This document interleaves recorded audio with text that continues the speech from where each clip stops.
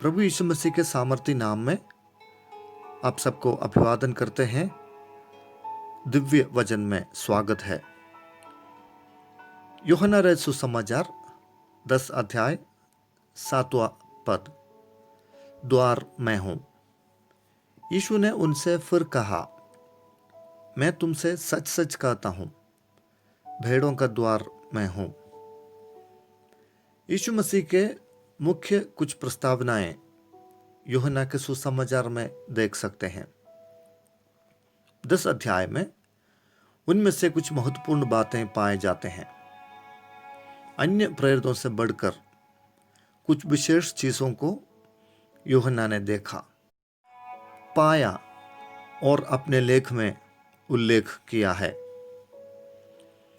यूहन्ना के सुसमाचार 10 अध्याय 7 से लेकर 9 तक के पदों में प्रभु यीशु मसीह एक उदाहरण के रूप से अपने कामों को प्रकट करता है। बाहर से आने वाले लोगों को शहर में प्रवेश करने के लिए कुछ विशेष और ऊंचे ऊंचे और मजबूत द्वार हुआ करता था। शहरपना में बनाया हुआ द्वार को निश्चित समय पर खोलता था और निर्धारित समय पर बंद किया करता था।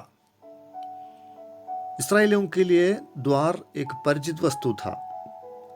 प्रभु यीशु ने उनको यह बताया कि यीशु मसीह एक द्वार के समान है, जो स्वर्ग से ठहराया गया है, और जो कोई उसमें से होकर भीतर जाएगा वो उद्धार पाएगा। शहर में प्रवेश करने के लिए बहुत से द्वार होंगे, लेकिन उद्धार पाने के लिए केवल एक ही द्वार है, वो प्रभु यीशु मसीह है। उसमें से होकर जाए बिना कोई भी पिता परमेश्वर के पास नहीं पहुंच सकता है। यीशु मसीह से पहले और यीशु मसीह के बाद बहुत सारे लोग ये दावा किया कि वे उद्धार दे सकते हैं और वे द्वार है।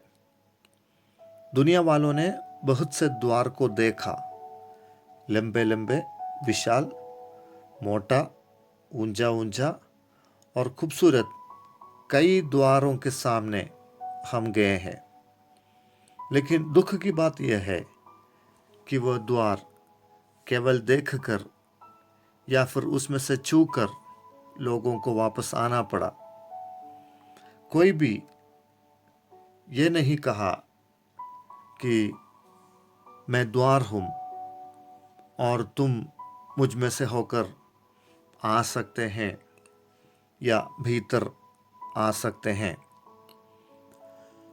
ऐसा भी कहा जा सकता है कि किसी भी द्वार हमको ना अंदर जाने दिया, ना वे हमारे अंदर आया। उसने अपनी देह हमारे लिए बलिदान होने के लिए दिया। एदन वाटिका में आदम और हव्वा के सामने वाटिका का द्वार बंद करके उन दोनों को यहोवा परमेश्वर बाहर निकाल दिया। तब से लेकर स्वर्ग के राज्य में प्रवेश करने का मनुष्य की कोशिश नाकाम रहा। मानव जाति के असफलता के सामने खड़े होकर प्रभु यीशु मसीह कह रहा है, एक द्वार जो हमें सीधे पिता के पास उस पुराने रिश्ते को जोड़ने के लिए ले जा सकता है, वो और कोई नहीं, प्रभु ही स्वयं है। इब्रानियों की पुस्तक 4 अध्याय 16 पद में लिखा है, अनुग्रह के सिंहासन के निकट हियाव बांध कर चले कि हम पर दया हो और वो अनुग्रह पाए जो आवश्यकता के समय हमारी सहायता करें। हाँ, प्रेरित पत्रस भी इस बात का आह्वान किया कि आसमान के नीचे और पृथ्वी के ऊपर और कोई नाम नहीं दिया गया है जिसके द्वारा हम उद्धार पा सके।